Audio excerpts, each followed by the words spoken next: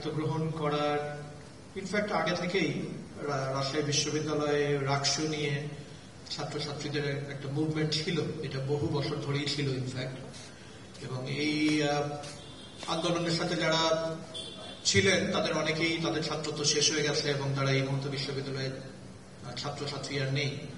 তো আমরা শিক্ষকরাও সেই সমস্ত মুভমেন্টগুলোর সাথে আমাদের পক্ষ থেকে আমাদের একটা অবস্থান ছিল আর কি। তো দায়িত্ব নেওয়ার পরে আমি খুবই স্ট্রংলি ফিল করেছি এবং আমি বারবার বলেছি এবং ইনফ্যাক্ট আমার স্বীকার করতে দ্বিধা নেই যে আমি আসলে যেভাবে বলেছি সেভাবে পারিও নি। আমি বারবারই বলেছি যে 6 মাসের ভিতরে রাকসু হয়ে যাওয়া উচিত। তো সেই 6 মাস পার হয়ে এখন 1 বছর। আমাদের আন্তরিকতার কোনো অভাব ছিল না। ইনশাআল্লাহ 16 তারিখে রাকসু হয়ে যাবে। যে কারণে রাকসু পিছিয়ে গেছে সেগুলো সম্পর্কে আমরা সবাই জানি এবং এগুলো নিয়ে আর এই মুহূর্তে বেশি কথা বলতে চাই না। নানান কারণ, নানান প্রতিবন্ধকতা। তো এখন আমরা খুবই আশাবাদী এবং পরিবেশ অত্যন্ত সুন্দর। খুব ভালো লাগছে এটা দেখে যে প্রতিদ্বন্দ্বিতা আছে কিন্তু একই সাথে আমাদের ছেলেমেয়েরা, আমাদের ছাত্রছাত্রীরা অত্যন্ত বন্ধুত্বপূর্ণ পরিবেশে তারা তাদের প্রচার প্রচারণাগুলো চালাচ্ছে। টুকটাক যে 2-1টা ব্যত্যয় হচ্ছে না তা না, কিন্তু কোনো মেজর হিংসাত্মক ঘটনা বা খুব বড় রকমের গ্রস মিসকন্ডাক্ট এরকম কোন অভিযোগ বোধহয় এখনো নির্বাচন কমিশনের কাছে আসেনি। যেগুলো আসছে সেগুলো নিশ্চয়ই তারা তাদের মতো করে অ্যাড্রেস করার চেষ্টা করছেন আর কি।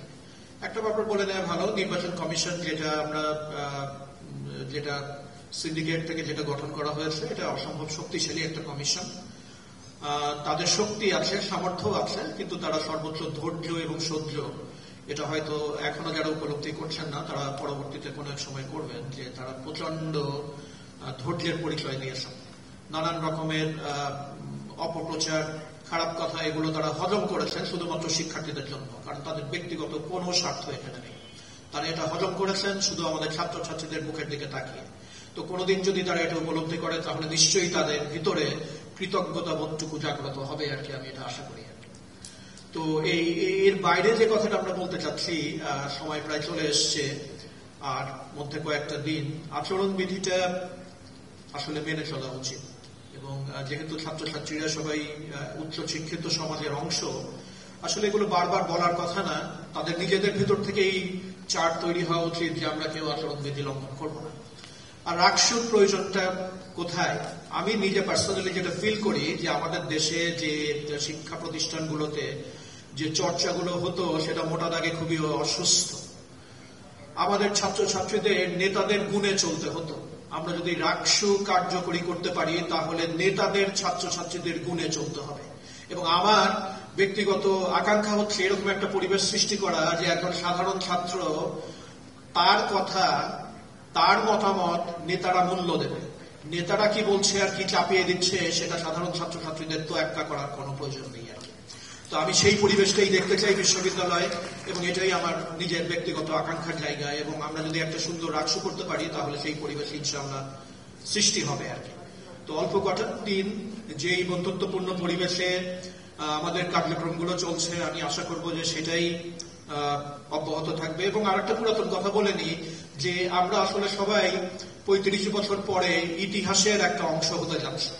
এটার গুরুত্বটা বোঝা দরকার। যতজন প্রার্থী, প্রায় 900-র উপরে প্রার্থী আছে, আমি মনে করি যে রাকসুটা যদি সুন্দর করে হয়ে যায় তাহলে এই 900 প্রার্থী এবং তাদের সমর্থক তারা প্রত্যেকে বিজয়ী হবে।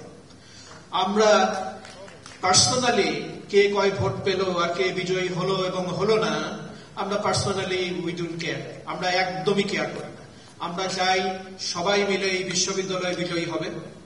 আমরা ছাত্র শিক্ষক সবাই মিলে এই বিশ্ববিদ্যালয়ের কল্যাণের জন্য কাজ করব। কোন নেতা দল, কোন সংগঠনের চেয়ে বিশ্ববিদ্যালয়ের ইন্টারেস্ট নিচে নেই, বরং বিশ্ববিদ্যালয়ের ইন্টারেস্টের অনেক নিচে ব্যক্তি, প্রশাসন অথবা কোন ছাত্র নেতা বা নেত্রীর ইন্টারেস্ট।